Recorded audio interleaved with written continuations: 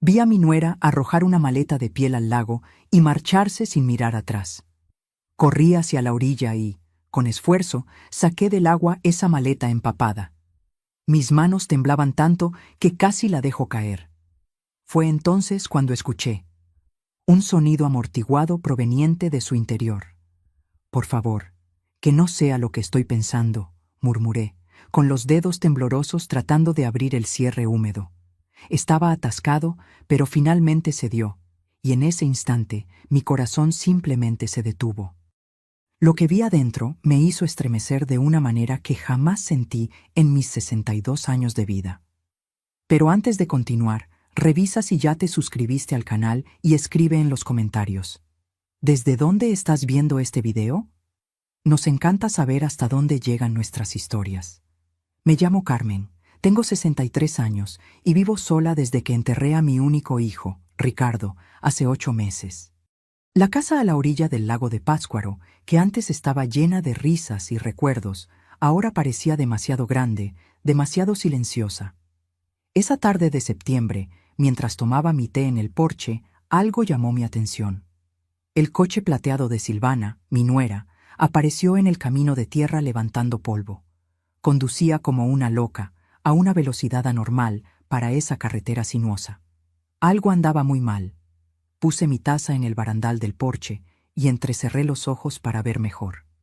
Silvana frenó bruscamente en la orilla del lago, con el motor aún encendido. Saltó del coche como si la estuvieran persiguiendo. Su rostro estaba rojo, el cabello despeinado. Abrió la cajuela con tanta fuerza que pensé que arrancaría la puerta. Fue entonces cuando vi la maleta, esa maleta de cuero marrón que yo misma le había regalado cuando se casó con Ricardo. «Para que lleves tus sueños a todas partes», le dije en esa ocasión. Qué ingenua fui. Silvana arrastró la maleta fuera del coche. Estaba pesada, se notaba por la forma en que su cuerpo se doblaba, cómo le temblaban los brazos. Miró a su alrededor, nerviosa, culpable. Nunca olvidaré esa mirada. «¡Silvana!», grité desde el porche, pero no me oyó, o fingió no oír. Caminó hasta la orilla del lago.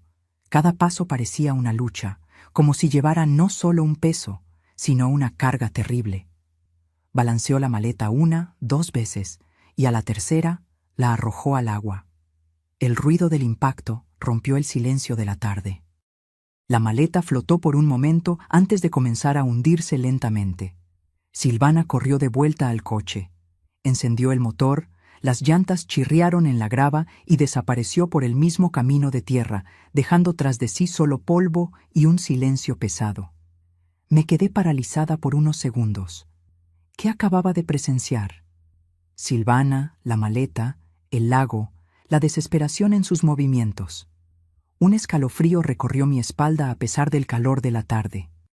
Mis piernas comenzaron a moverse antes de que mi mente pudiera procesar lo que estaba sucediendo. Bajé corriendo los escalones del porche, crucé el jardín y me dirigí al camino de tierra. El lago estaba a unos 100 metros de distancia. Corrí como no lo hacía en años. Mis rodillas protestaban, mi pecho ardía, pero no me detuve.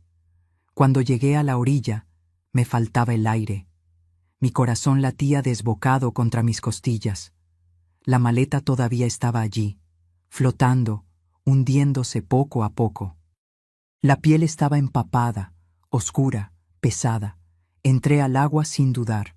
El lago estaba frío, mucho más frío de lo que esperaba. Llegó hasta mis rodillas, luego hasta mi cintura. El lodo del fondo succionaba mis pies. Extendí mis brazos, agarré una de las asas de la maleta y tiré. Era increíblemente pesada. Tiré con más fuerza, mis brazos temblando por el esfuerzo. El agua me golpeaba la cara, mi ropa estaba completamente empapada. Finalmente, logré arrastrar la maleta hacia la orilla. Fue entonces cuando escuché un sonido, débil, amortiguado, proveniente del interior de la maleta. Mi sangre se congeló. No, no podía ser. Por favor, Dios, que no sea lo que estoy pensando. Tiré más rápido, con más desesperación. Arrastré la maleta hasta la arena mojada de la orilla y caí de rodillas a su lado. Mis manos buscaron el cierre. Estaba atascado, mojado, oxidado. Mis dedos seguían resbalando. «¡Vamos! ¡Vamos!», repetía entre dientes apretados. Las lágrimas comenzaron a empañar mi visión. Forcé el cierre una vez, 2 veces. Finalmente cedió. Levanté la tapa y lo que vi dentro hizo que el mundo entero se detuviera. Mi corazón dejó de latir. El aire se me quedó atascado en la garganta. Mis manos volaron a mi boca para ahogar un grito. Allí, envuelto en una manta celeste empapada, había un bebé. Un recién nacido, tan pequeño, tan frágil, tan inmóvil. Sus labios estaban morados, su piel pálida como la cera, sus ojos cerrados. No se movía. Oh, Dios mío, no. Mis manos temblaban tanto que apenas podía sostenerlo. Lo saqué de la maleta con una ternura que no sabía que aún poseía. Estaba frío, tan frío. Pesaba menos que una bolsa de arena. Su pequeña cabeza cabía en la palma de mi mano. Su cordón umbilical todavía estaba atado con un trozo de bramante. Bramante, no una pinza médica. Bramante común, como si alguien lo hubiera hecho en casa, en secreto, sin ayuda alguna. «No, no, no», susurré repetidamente. Presioné mi oído contra su pecho. Silencio. Nada. Presioné mi mejilla contra su nariz y entonces sentí una bocanada de aire tan débil que pensé haberla imaginado, pero estaba allí. Estaba respirando. Apenas, pero estaba respirando. Me levanté, apretando al bebé contra mi pecho. Mis piernas casi cedieron. Corrí hacia la casa más rápido de lo que jamás corrí en mi vida. El agua escurría de mi ropa. Mis pies descalzos sangraban por las piedras del camino, pero no sentí dolor alguno. Solo terror, solo urgencia, solo la necesidad desesperada de salvar esa pequeña vida que temblaba contra mí. Irrumpí en la casa, gritando. No sé lo que estaba gritando. Tal vez auxilio, tal vez Dios, tal vez nada coherente. Tomé el teléfono de la cocina con una mano mientras sostenía al bebé con la otra. Marqué el 911. Mis dedos resbalaron en las teclas. El teléfono casi se cae 2 veces. 911. «¿Cuál es su emergencia?», dijo una voz femenina. «Un bebé», sollocé. «Encontré un bebé en el lago». No responde. Está frío. Está morado. Por favor, envíen ayuda». «Señora, necesito que se calme. Dígame su dirección». Di mi dirección en Guadalajara. Las palabras salían a trompicones. La operadora me indicó que colocara al bebé en una superficie plana. Barrí todo de la mesa de la cocina con un brazo. Todo cayó al suelo. Platos, papeles, nada importaba. Puse al bebé en la mesa. Tan pequeño, tan frágil, tan inmóvil. «¿Está respirando?», le pregunté a la operadora. Mi voz era un chillido agudo que no reconocía. «Usted dígame, mire su pecho. ¿Se está moviendo?». Miré, observando con atención. Un movimiento casi imperceptible, tan sutil que tuve que inclinarme para verlo. Sí, creo que sí, muy poco. «De acuerdo, escuche con atención. La voy a guiar. Necesito que tome una toalla limpia y seque al bebé con mucho cuidado. Luego envuélvalo para mantenerlo caliente. La ambulancia ya está en camino». Hice lo que me dijo. Tomé toallas del baño. Sequé su pequeño cuerpo con movimientos torpes y desesperados. Cada segundo parecía una eternidad. Envolví al bebé en toallas limpias. Lo tomé de nuevo, lo acuné contra mi pecho. Empecé a mecerlo sin darme cuenta. Un instinto ancestral que pensé haber olvidado. «Aguanta, pequeño», le susurré. «Por favor, aguanta, ya vienen a ayudarte». Los minutos que siguieron hasta la llegada de la ambulancia fueron los más largos de mi vida. Me senté en el suelo de la cocina con el bebé contra mi pecho. Canté. No sé lo que canté. Tal vez la misma canción que solía cantarle a Ricardo cuando era pequeño. Tal vez solo sonidos sin sentido. Solo necesitaba que supiera que no estaba solo, que alguien lo estaba sosteniendo, que alguien quería que viviera. Las sirenas rompieron el silencio. Luces rojas y blancas parpadearon a través de las ventanas. Corrí hacia la puerta. 2 paramédicos salieron de la ambulancia. Un hombre mayor con barba canosa y una joven con cabello oscuro recogido en una cola de caballo. Ella tomó al bebé de mis brazos con una eficiencia que me partió el corazón. Lo examinó rápidamente, sacó un estetoscopio, escuchó. Su rostro no mostraba emoción, pero vi cómo sus hombros se tensaban. Hipotermia severa, posible aspiración de agua, le dijo a su compañero. Necesitamos movernos ahora. Lo colocaron en una pequeña camilla, le pusieron una máscara de oxígeno. Sus manos trabajaban rápido, conectando cables, monitores, cosas que yo no entendía. El hombre me miró. «Usted viene con nosotros». No era una pregunta. Entré a la ambulancia, me senté en el pequeño asiento lateral. No podía dejar de mirar al bebé, tan pequeño entre todo ese equipo. La ambulancia partió. Las sirenas aullaban. El mundo pasaba desenfocado por las ventanas.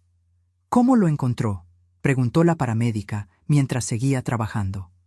«En una maleta, en el lago. Vi a alguien tirarla». Ella me miró. Luego miró a su compañero. Vi algo en sus ojos. Preocupación, tal vez sospecha, tal vez lástima. ¿Vio quién era? Abrí la boca. La cerré. Silvana, mi nuera, la viuda de Ricardo, la mujer que lloró en su funeral como si su mundo se hubiera acabado. La misma mujer que acababa de intentar ahogar a un bebé. ¿Cómo podía decir eso? ¿Cómo podía siquiera creerlo yo misma? Sí, dije finalmente. Vi quién era. Llegamos al Hospital General en Ciudad de México en menos de 15 minutos. Las puertas de urgencias se abrieron. Una docena de personas con batas blancas y verdes rodearon la camilla. Gritaban números, términos médicos, órdenes. Se llevaron al bebé por un conjunto de puertas dobles. Intenté seguirlos, pero una enfermera me detuvo. «Señora, tiene que quedarse aquí. Los doctores están trabajando. Necesitamos algo de información». Me llevó a una sala de espera.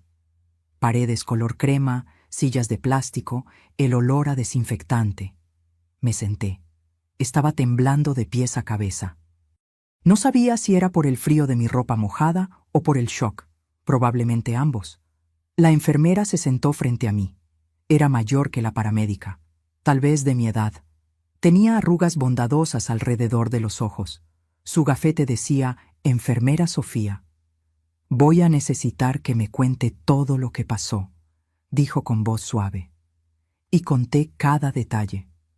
Desde el momento en que vi el coche de Silvana hasta que abrí la maleta. Sofía tomaba notas en una tableta. Asentía. No interrumpió. Cuando terminé, suspiró profundamente. «La policía querrá hablar con usted», dijo. «Esto es intento de homicidio, tal vez peor. Intento de homicidio». Las palabras flotaron en el aire como pájaros negros. Mi nuera, la esposa de mi hijo, una asesina, no podía procesarlo, no podía entender. Sofía puso su mano sobre la mía. «Usted hizo lo correcto, salvó una vida hoy». Pero no era así como me sentía. Se sentía como si hubiera descubierto algo terrible. Algo que no podía empujar de vuelta a la oscuridad, algo que cambiaría todo para siempre. Pasaron 2 horas antes de que un médico viniera a hablar conmigo. Era joven, tal vez 35 años. Tenía ojeras profundas y manos que olían a jabón antibacterial. «El bebé está estable», dijo. «Por ahora. Está en la UCI neonatal. Sufrió hipotermia severa y aspiró agua. Sus pulmones están comprometidos. Las próximas 48 horas son críticas». «¿Va a vivir?», pregunté. Mi voz sonaba rota. «No lo sé», dijo con brutal honestidad. «Vamos a hacer todo lo que podamos». La policía llegó media hora después. 2 oficiales, una mujer de unos 40 años con el cabello recogido en un moño apretado y un hombre más joven que tomaba notas. La mujer se presentó como detective Laura Juárez. Tenía ojos oscuros que parecían ver a través de las mentiras. Me hicieron las mismas preguntas una y otra vez, desde diferentes ángulos. Describí el coche, la hora exacta, los movimientos de Silvana, la maleta, todo. Laura me miraba con una intensidad que me hacía sentir culpable, a pesar de no haber hecho nada malo. ¿Y estás segura de que era su nuera? ¿Completamente segura? Completamente. ¿Por qué haría algo así? No lo sé. ¿Dónde está ella ahora? No lo sé. ¿Cuándo fue la última vez que habló con ella antes de hoy? Hace 3 semanas, en el aniversario de la muerte de mi hijo. Laura escribió algo. Intercambió una mirada con su compañero. Vamos a necesitar que venga a la delegación mañana para hacer una declaración formal, y no puede contactar a Silvana bajo ninguna circunstancia. ¿Entendió? Asentí. ¿Qué le iba a decir de todos modos? ¿Por qué intentaste matar a un bebé? ¿Por qué lo tiraste al lago como basura? ¿Por qué? ¿Por qué? ¿Por qué? Los oficiales se fueron. Sofía regresó con una manta y una taza de té caliente. Debería ir a casa, descansar un poco, cambiarse de ropa. Pero no podía irme. No podía dejar a ese bebé solo en el hospital. Ese bebé que había sostenido contra mi pecho, que había exhalado su último aliento de esperanza en mis brazos. Me quedé en la sala de espera. Sofía me trajo ropa seca del almacén del hospital, pantalones de enfermera y una camiseta que me quedaba grande. Me cambié en el baño. Me miré en el espejo. Parecía haber envejecido 10 años en una tarde. No dormí esa noche. Me senté en esa silla de plástico mirando el reloj. A cada hora me levantaba y preguntaba por el bebé. Las enfermeras me daban la misma respuesta: estable, crítico, luchando. A las 3 de la mañana apareció el padre Tomás, el sacerdote de mi iglesia. Alguien debió haberlo llamado. Se sentó a mi lado en silencio. No dijo nada durante mucho tiempo. Simplemente estuvo allí. A veces eso es todo lo que necesitas, una presencia. Prueba de que no estás completamente sola en el infierno. Dios nos prueba de muchas maneras, dijo finalmente. Esto no parece una prueba, respondí. Parece una maldición. Asintió. No intentó convencerme de lo contrario. Y aprecié eso más que cualquier sermón. Cuando el sol comenzó a salir, supe que nada sería como antes. Había cruzado una línea. Había visto algo que no podía desver. Y lo que sea que viniera después, tendría que enfrentarlo. Porque ese bebé, ese pequeño ser luchando por cada respiración en la habitación contigua, se había convertido en mi responsabilidad. Yo no había elegido esto, pero tampoco podía abandonarlo. No después de sacarlo del agua, no después de sentir su latido contra el mío. El amanecer llegó sin que yo siquiera me diera cuenta. La luz entraba por las ventanas de la sala de espera, pintando todo de un naranja pálido. Había pasado toda la noche en esa silla de plástico. Me dolía la espalda. Me ardían los ojos.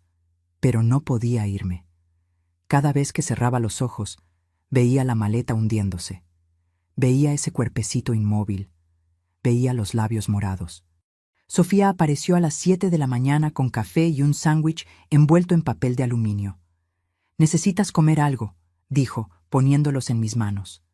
No tenía hambre, pero comí de todos modos porque ella se quedó allí parada, esperando. El café estaba demasiado caliente y me quemó la lengua. El sándwich sabía a cartón, pero tragué. Masticaba. Fingía ser una persona normal haciendo cosas normales en una mañana normal. «El bebé sigue estable», dijo Sofía sentándose a mi lado. «Su temperatura corporal está subiendo.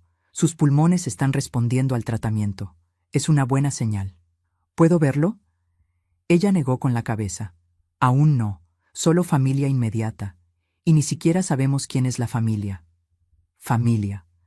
La palabra me golpeó como una piedra. Ese bebé debía tener una familia, una madre, Silvana, pero ella había intentado matarlo. Entonces, ¿quién era el padre? ¿Dónde estaba? ¿Por qué nadie había reportado su desaparición? Las preguntas se acumulaban en mi cabeza sin respuestas. A las 9, Laura regresó. Estaba sola esta vez. Se sentó frente a mí con una carpeta en las manos. Su expresión era dura, inquisitiva. Me miraba como si yo fuera la sospechosa. Carmen, necesito hacerle algunas preguntas más, dijo, abriendo la carpeta. Ya le conté todo lo que sé. Lo sé, pero han surgido algunas inconsistencias. ¿Inconsistencias? La palabra flotó entre nosotros como una acusación. Sentí que se me apretaba el estómago. ¿Qué tipo de inconsistencias? Laura sacó una fotografía. La puso en la pequeña mesa entre nosotras. Era el coche de Silvana, pero estaba en un estacionamiento, no a la orilla del lago. Esta foto fue tomada por una cámara de seguridad en un supermercado a 30 minutos de aquí ayer a las 5:20 de la tarde. 5:20 de la tarde, 10 minutos después de que yo la hubiera visto en el lago. Imposible. Miré la foto más de cerca. Era su coche, matrícula y todo. Pero no puede ser. Tiene que haber un error, dije. Yo la vi. Yo estuve allí. Yo la vi tirar la maleta. Estaba segura, dije, pero mi voz sonaba menos convincente ahora. Laura se inclinó hacia adelante.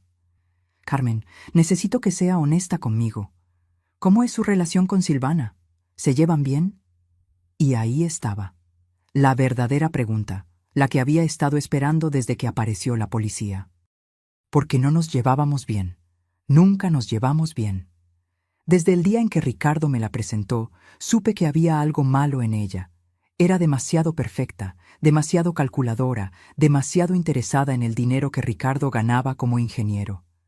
No somos cercanas, admití. ¿Usted la culpa por la muerte de su hijo? ¿Qué? Mi voz era demasiado alta, demasiado a la defensiva. Es una pregunta simple. ¿Usted culpa a Silvana por la muerte de Ricardo? El accidente, así lo llamaban todos. Ricardo conducía a casa después de cenar con Silvana. Estaba lloviendo. El coche patinó. Chocó contra un árbol. Ricardo murió en el acto. Silvana salió con rasguños leves. Siempre me pareció extraño. Siempre pareció conveniente, pero nunca tuve pruebas. Solo una madre con el corazón roto buscando a quién culpar. No veo qué tiene que ver eso con el bebé. Tiene todo que ver, dijo Laura cerrando la carpeta. Porque no hemos podido localizar a Silvana. Desapareció. Su casa está vacía. Su teléfono está apagado, y usted es la única persona que afirma haberla visto ayer. Sus palabras cayeron sobre mí como agua helada.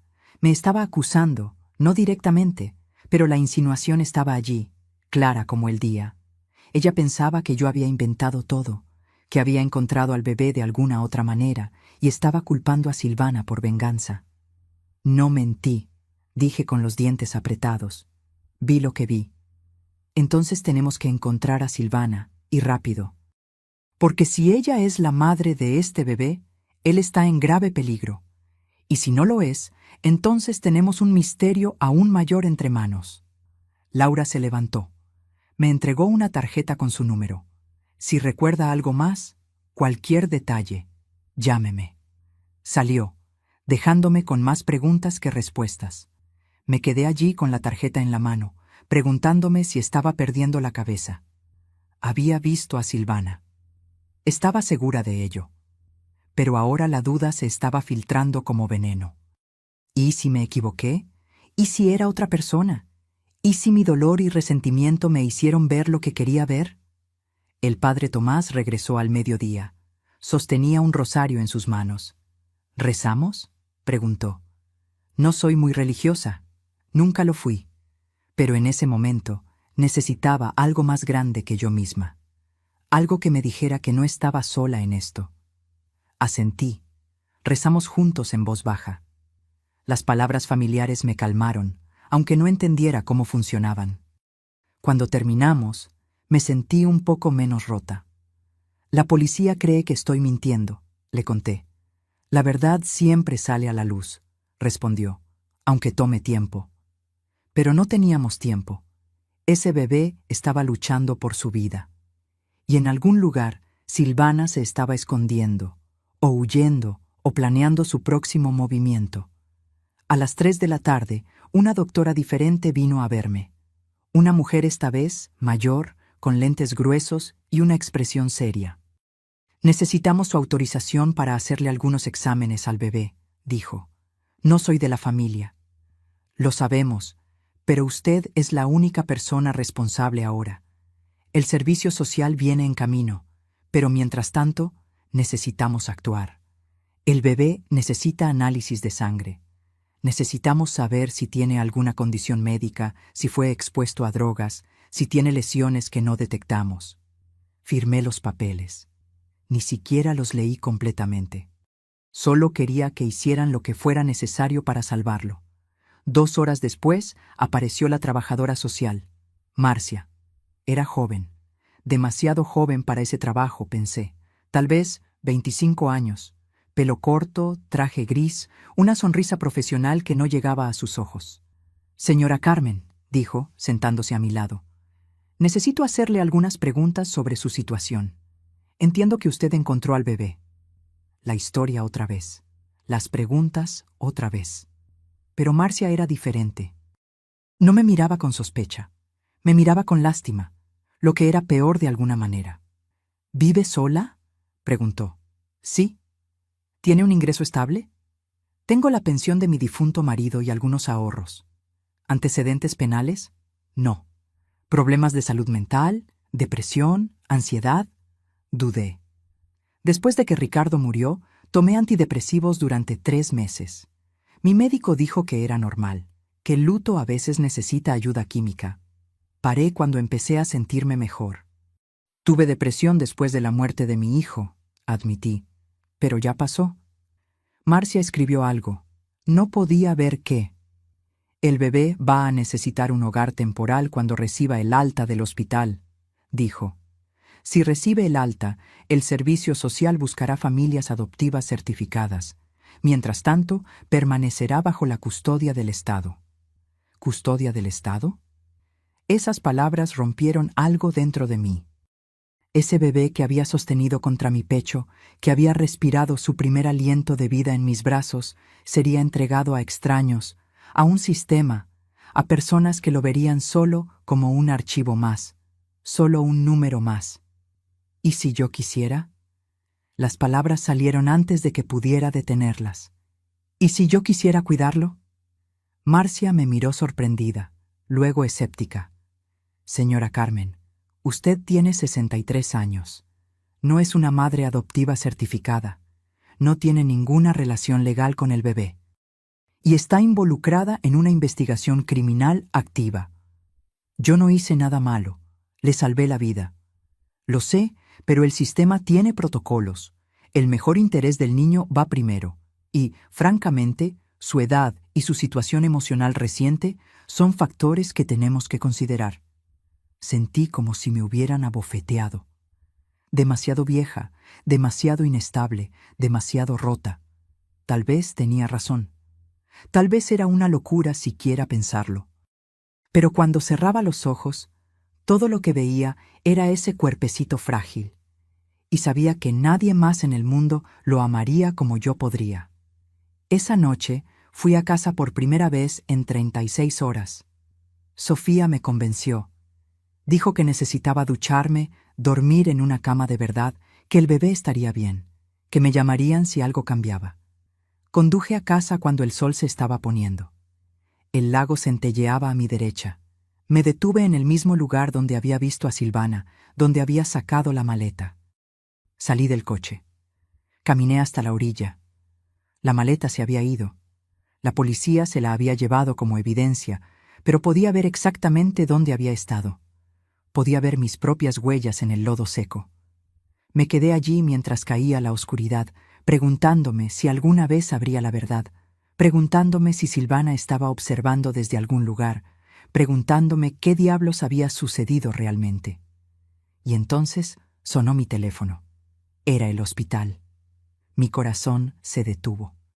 Señora Carmen, dijo la voz de Sofía, necesita volver ahora. Conduje de vuelta al hospital, saltándome todos los límites de velocidad. Mis manos temblaban en el volante. Mi corazón latía tan fuerte que podía oírlo por encima del motor. Sofía no había dado detalles por teléfono. Solo dijo que volviera ahora.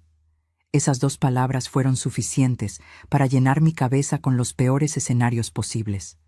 El bebé había muerto. Tenía que ser eso. ¿Por qué más me llamarían con tanta urgencia? Había luchado durante 2 días y finalmente su pequeño cuerpo había cedido. No había sido suficiente. No había sido lo suficientemente rápida. Estacioné de cualquier manera, ocupando 2 lugares. Corrí hacia las puertas de urgencias. Sofía me estaba esperando en la entrada. Su expresión era seria, pero había algo más, algo que no podía descifrar. «Está vivo», dijo de inmediato, como si supiera exactamente lo que estaba pensando. «El bebé está vivo. Pero tiene que venir conmigo». Me condujo por pasillos que no conocía. Subimos al 3er piso. Pasamos por la UCI neonatal. Seguimos caminando. Finalmente, llegamos a una pequeña sala de conferencias. Dentro estaban la detective Laura, Marcia la trabajadora social y un hombre que no conocía. Era mayor, tal vez 60 años. Llevaba un traje oscuro y lentes. Tenía el rostro de un abogado. «Por favor, siéntese», dijo Laura, señalando una silla. Me senté. Mis piernas parecían gelatina.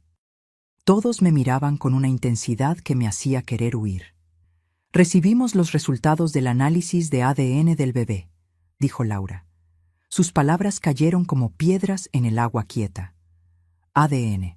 No entendía por qué habían hecho eso. ¿Qué estaban buscando? ¿Y? Pregunté cuando el silencio se hizo insoportable. Laura intercambió una mirada con el hombre del traje. Él asintió. Abrió una carpeta y sacó varias hojas impresas. Las puso frente a mí. El bebé es un niño. Nació hace aproximadamente 3 días, según los exámenes médicos. Laura hizo una pausa. Y Carmen, es su nieto. El mundo se detuvo. Las palabras no tenían sentido. Las escuché, pero mi cerebro se negaba a procesarlas. Mi nieto. Imposible. Ricardo murió hace 8 meses. No dejó hijos. Ningún embarazo, nada. Eso es imposible, susurré. Los resultados son concluyentes, dijo el hombre del traje. Soy el doctor Ernesto Soto, especialista en genética forense. Realizamos las pruebas 2 veces para estar seguros. El bebé comparte aproximadamente el 25% de su ADN con usted. Es definitivamente su nieto biológico, hijo de su hijo, Ricardo. Hijo de Ricardo. Mi Ricardo. Sentí como si alguien me hubiera golpeado en el pecho con un martillo. Ricardo tenía un hijo que nunca conoció, un hijo que alguien había intentado ahogar en un lago. ¿Pero cómo? Mi voz sonaba distante. Ricardo murió hace 8 meses. Silvana nunca dijo nada sobre un embarazo. Exactamente, dijo Laura, inclinándose hacia adelante. Silvana estaba embarazada durante el accidente. Según nuestros cálculos, quedó embarazada aproximadamente 1 mes antes de la muerte de Ricardo, lo que significa que ella lo sabía. La habitación estaba girando. Silvana sabía que estaba embarazada cuando Ricardo murió. ¿Por qué no dijo nada? ¿Por qué ocultó el embarazo durante 9 meses? ¿Por qué dio a luz en secreto y luego intentó matar a su propio hijo? No entiendo, dije. Las lágrimas comenzaban a empañar mi visión. ¿Por qué haría algo así? Es su hijo, hijo de Ricardo. Eso es lo que tenemos que averiguar, dijo Laura. Pero hay más, Carmen. Necesito que escuche con mucho cuidado lo que estoy a punto de decirle. Me preparé.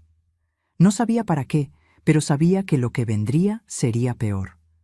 Estuvimos investigando el accidente de su hijo, y hay inconsistencias, grandes inconsistencias. ¿Qué tipo de inconsistencias? El coche de Ricardo fue examinado después del accidente. El informe oficial decía que fue un derrape debido a la lluvia, pero pedimos que se revisara de nuevo. Encontraron evidencia de manipulación en los frenos. Alguien los saboteó. La palabra cayó como una bomba. Sabotaje. Asesinato. Mi hijo no había muerto en un accidente. Había sido asesinado. Silvana, dije. No era una pregunta. Es nuestra principal sospechosa, admitió Laura. Pero necesitamos pruebas, y necesitamos encontrarla. Ha desaparecido por completo, no ha usado su teléfono, no ha tocado sus cuentas bancarias. Es como si se hubiera desvanecido en el aire. Me levanté de la silla. Necesitaba moverme, necesitaba aire. Caminé hasta la ventana. Afuera, la ciudad centelleaba con millones de luces. Vida normal, gente normal, mientras yo estaba atrapada en esta pesadilla. Mi hijo, susurré contra el cristal. Mi bebé, ella lo mató. Nadie respondió. No había nada que decir. Sentí una mano en mi hombro. Era Marcia. Hay una cosa más que necesitas saber, dijo suavemente. Sobre el bebé, sobre su futuro. Me di la vuelta. Sus ojos eran amables, pero tristes. Dado que el bebé es su nieto biológico, usted tiene derechos legales, puede solicitar la custodia. Pero levantó una mano antes de que pudiera hablar. Será un proceso largo. Habrá evaluaciones, visitas a casa, entrevistas psicológicas, y mientras tanto, el bebé permanecerá bajo el cuidado del Estado. No. La palabra salió como un rugido. No me lo va a quitar, es todo lo que me queda de Ricardo. Es mi nieto, mi sangre. Lo entiendo, dijo Marcia. Créame, lo entiendo, pero el sistema tiene protocolos, y después de todo lo que pasó, tenemos que asegurarnos de que el bebé esté seguro. Estará más seguro conmigo que con cualquier extraño. Tal vez, pero esa decisión no me corresponde a mí. Le corresponde a un juez y al bienestar del niño. El doctor Soto habló por primera vez desde su revelación inicial. Hay otro factor que debemos considerar. El bebé sufrió un trauma severo, hipotermia, casi ahogamiento. Las próximas semanas serán críticas para su desarrollo.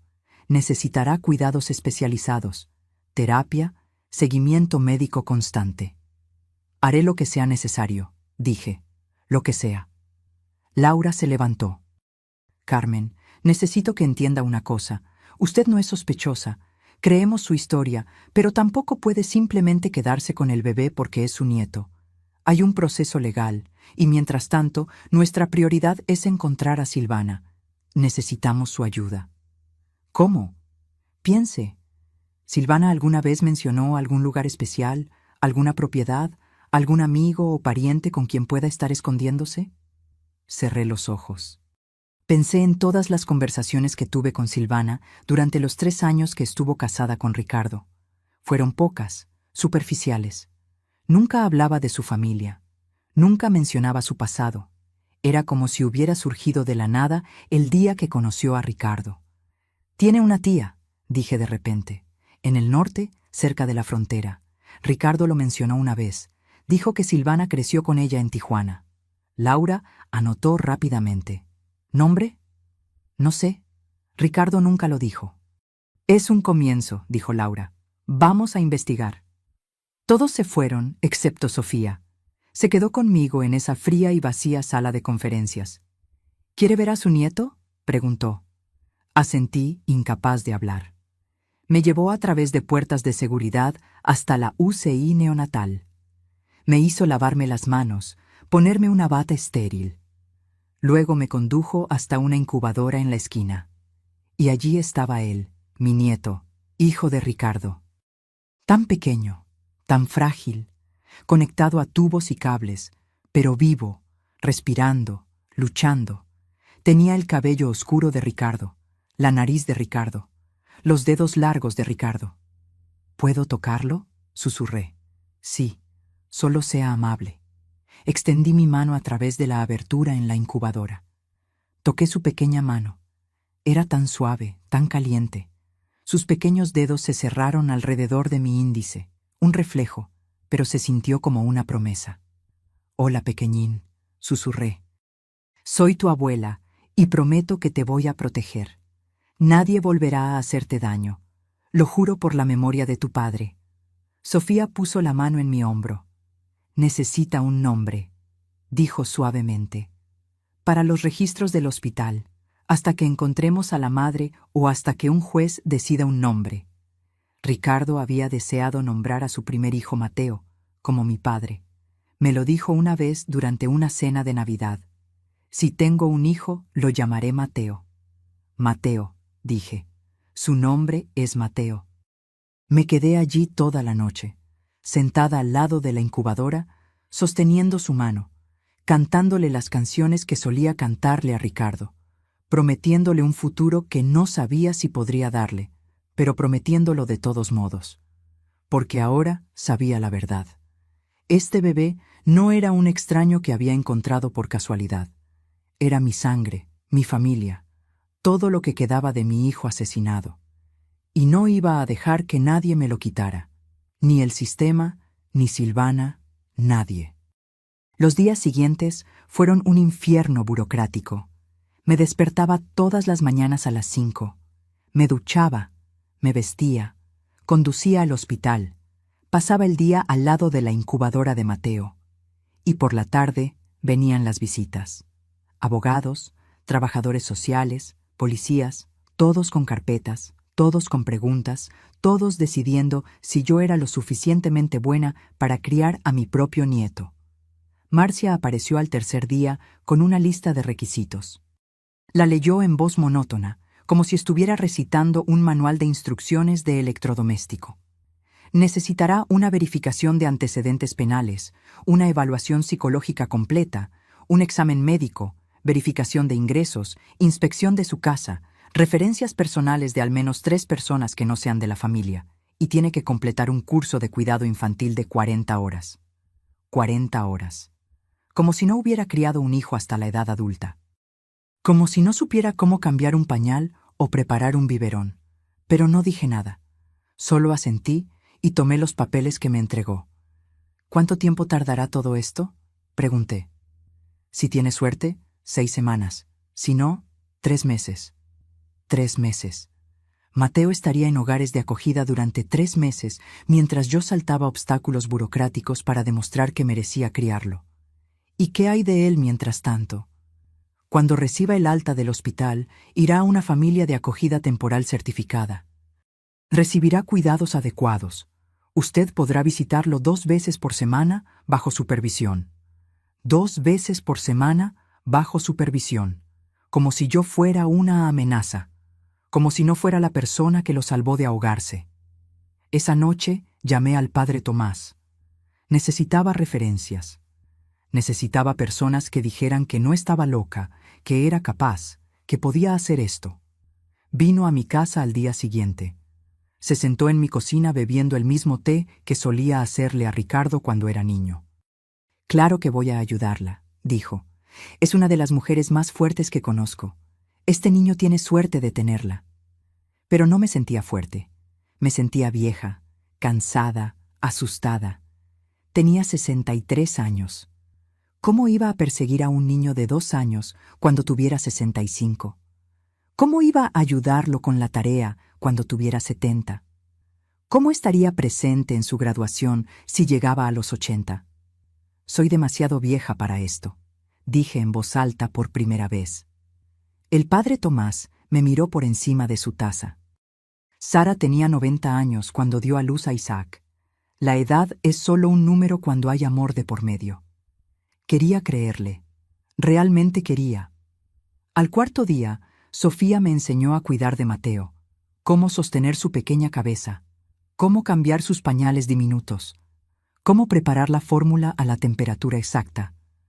Mis manos temblaban al principio.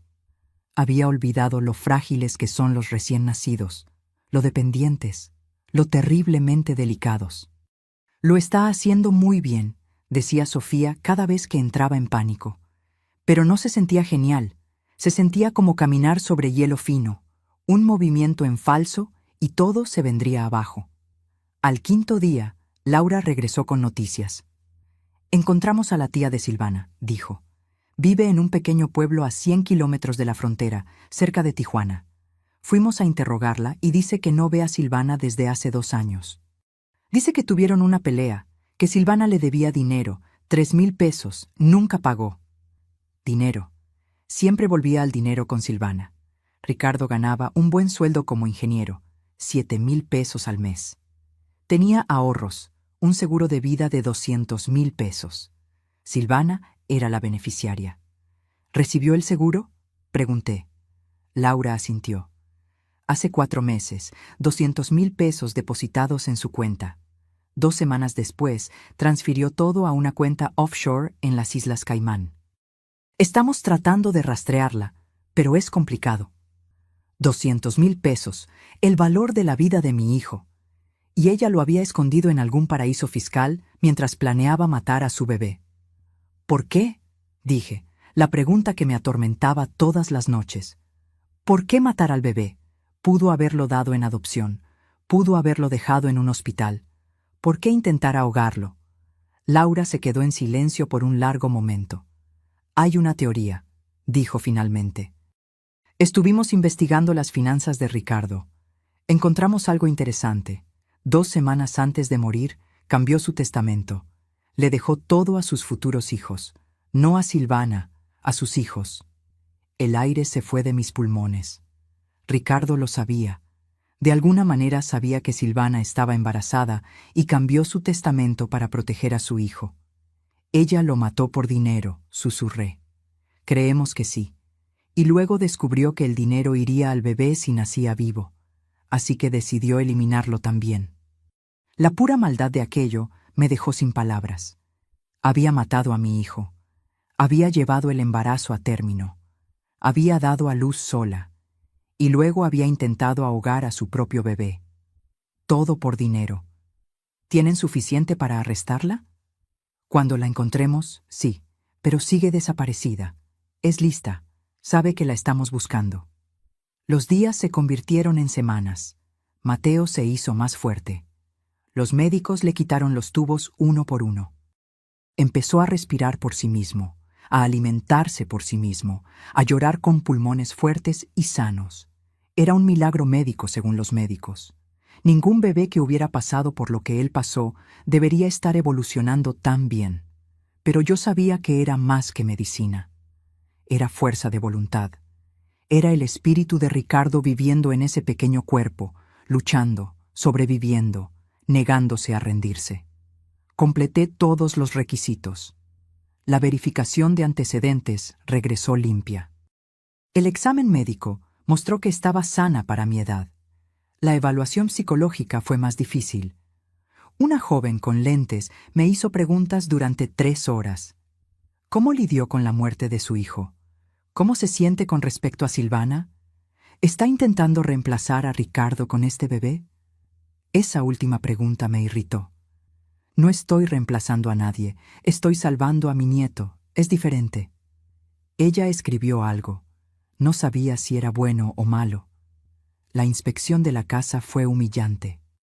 2 mujeres revisaron cada rincón, abrieron armarios, revisaron el refrigerador, midieron las ventanas para ver si eran seguras, contaron los detectores de humo, preguntaron sobre mi plan de emergencia en caso de incendio. Necesitará una cuna certificada, un cambiador, puertas de seguridad en todas las escaleras, cerraduras en los gabinetes, protectores en los enchufes. Gasté 1,200 pesos en cosas para bebés. Mi pensión apenas cubría mis gastos básicos. Tuve que usar mis ahorros. Pero no me importaba. Mateo lo valía. El curso de cuidado infantil fue lo peor. 15 madres jóvenes y yo. Todas me miraban como si yo fuera la abuela confundida que había entrado en la clase equivocada. La instructora tenía 25 años. Explicaba cosas que yo ya sabía con una lentitud insultante. Los bebés necesitan comer cada 3 horas. Los bebés lloran cuando tienen hambre o están mojados. Nunca sacuda a un bebé. Yo asentía y tomaba notas, aunque quería gritar que había criado un hijo hasta la edad adulta, que sabía exactamente lo que estaba haciendo, pero necesitaba ese certificado. Así que me tragué mi orgullo y fingí aprender. 6 semanas después de encontrar a Mateo en el lago, Marcia apareció en el hospital con una pequeña sonrisa. Completó todos los requisitos, dijo. El juez revisará su caso la próxima semana. Si todo va bien, podrá tener la custodia temporal en 2 semanas. 2 semanas. Después de 42 días de infierno burocrático, finalmente podría llevar a mi nieto a casa. Pero esa misma noche, cuando todo parecía estar mejorando, mi teléfono sonó. Era Laura. Su voz estaba tensa. Carmen, Necesito que venga a la delegación ahora. Encontramos algo. Algo sobre Ricardo que necesita ver. Llegué a la delegación con un nudo en el estómago. Laura me estaba esperando en la entrada. Su rostro estaba más serio de lo normal. Me llevó por pasillos estrechos hasta una sala de interrogatorios. En la mesa había una caja de cartón. Dentro reconocí las pertenencias de Ricardo. Su cartera, su reloj, su teléfono roto, las cosas que me devolvieron después del accidente. «¿Qué es esto?», pregunté. «Finalmente pudimos desbloquear su teléfono», dijo Laura. «Nuestro técnico trabajó en él durante semanas y encontramos algo». Sacó un sobre de papel manila. Lo abrió y esparció varias hojas impresas sobre la mesa. Eran capturas de pantalla de mensajes de texto entre Ricardo y Silvana, fechados 2 semanas antes de su muerte. Leí el primero. Era de Ricardo a Silvana. «Necesitamos hablar. Sé lo del bebé». La respuesta de Silvana: «No sé de qué estás hablando». Ricardo de nuevo: «Encontré la prueba de embarazo en el baño. ¿Por qué no me lo dijiste?». Un silencio de 3 horas. Luego Silvana: «No estaba lista para decírtelo. Tenía miedo». «¿Miedo de qué?». «Soy tu marido. Vamos a ser padres. Esto es maravilloso». Otro silencio. Luego: «No quiero tenerlo». Sentí como si me hubieran golpeado. Seguí leyendo. Mis manos temblaban. «Ricardo, ¿qué quieres decir con que no quieres tenerlo?». «Silvana, no estoy lista. No quiero ser madre. Quiero viajar, vivir, no estar atada a un bebé. Es nuestro hijo». «Es un error. No digas eso. Por favor, podemos hacer que funcione. Te ayudaré. Mi madre nos ayudará». «No quiero ayuda. Quiero mi vida de vuelta». Los mensajes se volvieron más intensos. Ricardo suplicando, Silvana resistiéndose, hasta que llegué al último intercambio, el día anterior al accidente. «Silvana, hablé con un abogado. Si decides no tener al bebé, me divorciaré de ti. Y si lo tienes y no quieres criarlo, lucharé por la custodia total. No voy a dejar que lastimes a mi hijo». «Ricardo, te vas a arrepentir de esto». «Silvana, ¿es una amenaza?». No hubo respuesta. Al día siguiente, Ricardo estaba muerto. Dejé caer los papeles. Las lágrimas corrían por mi rostro incontrolablemente. «Ella lo mató», dije. «Ella lo mató porque él iba a proteger al bebé». «Es lo que creemos», dijo Laura. «Y hay más. Revisamos los registros telefónicos de Silvana de esa semana. Hizo 3 llamadas a un mecánico independiente, Carlos Medina. Lo trajimos para interrogarlo». «¿Y qué dijo?». «Nada al principio, pero cuando le mostramos evidencia de las transferencias bancarias que Silvana le hizo, 2,000 pesos el día antes del accidente, empezó a hablar. Admitió que ella le pagó para sabotear los frenos del coche de Ricardo». Me sentí enferma. Tuve que sentarme. Silvana lo había planeado todo. Había contratado a alguien para matar a mi hijo, y lo había hecho parecer un accidente. ¿Por qué Carlos haría algo así? Deudas. Apostaba. Le debía 15,000 pesos a gente peligrosa. Silvana le ofreció 2,000 de inmediato y 3,000 más tarde. Aceptó. Está arrestado ahora como cómplice de asesinato. ¿Y Silvana? Tenemos una orden de arresto para ella por homicidio en primer grado e intento de homicidio, pero aún no la encontramos. Es como un fantasma. Me senté en esa fría habitación procesando todo. Mi hijo había muerto tratando de proteger a su bebé, y ese bebé estaba ahora en el hospital luchando por su vida porque su propia madre había intentado matarlo también. La crueldad de todo esto era insoportable. «¿Qué pasa ahora?», pregunté. «Seguimos buscando. Tenemos su foto en todos los aeropuertos, en todas las fronteras, alertas en hospitales en caso de que intente cambiar su apariencia. Alguien la reconocerá eventualmente. Nadie desaparece para siempre». Pero yo no estaba tan segura. Silvana había demostrado ser más lista y más fría de lo que jamás imaginé. Si había planeado el asesinato de Ricardo con tanto detalle, probablemente tenía un plan de escape igual de elaborado. Volví al hospital esa noche. Me senté al lado de la incubadora de Mateo. Lo observé dormir, tan inocente, tan ajeno al horror que lo rodeaba. Su propia existencia le había costado la vida a su padre. Su madre había intentado matarlo. Y yo era todo lo que quedaba entre él y un sistema que lo vería solo como un archivo más. Tu papá te amaba, le susurré. Murió protegiéndote, y yo voy a terminar lo que él empezó. Te lo prometo. Sofía apareció con café. Se sentó a mi lado en silencio por un tiempo. Escuché lo de los mensajes, dijo finalmente. Lo siento mucho. No sabía que Ricardo podía ser tan fuerte, dije. Siempre fue gentil, bondadoso, pero en esos mensajes era un guerrero, dispuesto a luchar por su hijo. El amor hace eso, te hace más fuerte de lo que jamás pensaste ser posible. Ella tenía razón. Yo misma lo estaba sintiendo. Nunca me consideré particularmente fuerte, pero ahora estaba luchando contra el sistema, luchando contra el tiempo, luchando contra una asesina fugitiva. Todo por este bebé. Los días siguientes fueron de preparación. Convertí la habitación de Ricardo en una habitación para Mateo. Quité los pósteres de bandas de rock, los trofeos de fútbol, las fotos de la universidad. Pinté las paredes de un amarillo suave. Monté la nueva cuna, el cambiador, el móvil musical que tocaba canciones de cuna. Fue doloroso desmantelar el santuario de mi hijo, pero era necesario. Ricardo se había ido. Mateo estaba vivo y necesitaba un espacio para crecer. El padre Tomás vino a bendecir la habitación.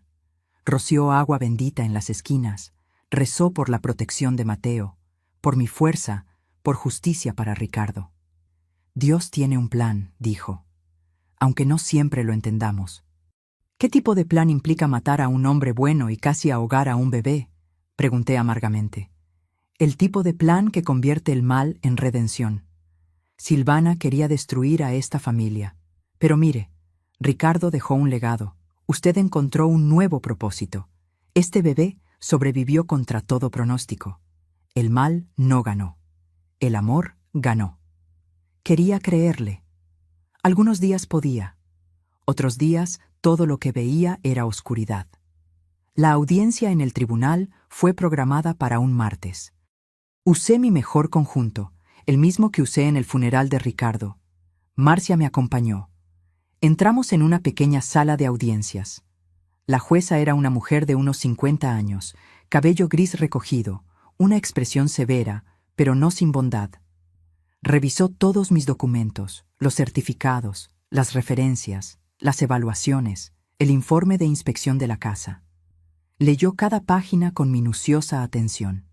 Finalmente, levantó la vista. Señora Carmen, dijo, he revisado su caso cuidadosamente. Es altamente inusual. Una mujer de 63 años solicitando la custodia de un recién nacido. Pero también es inusual que una abuela salve a su nieto de ahogarse. Mi corazón latía tan fuerte que estaba segura de que todos podían oírlo. Hablé con el hospital, con las trabajadoras sociales, con sus referencias, y todos dicen lo mismo. Que usted es dedicada, amorosa, capaz, que ese bebé tuvo suerte de que usted estuviera allí ese día. Sentí que se me formaban lágrimas, pero las contuve. También leí sobre el caso criminal sobre la sospecha de que la madre del bebé asesinó al padre y luego intentó matar al bebé. Es horrible, impensable. Este niño necesita estabilidad, necesita amor, necesita a alguien que lo proteja. Una pausa, larga, interminable.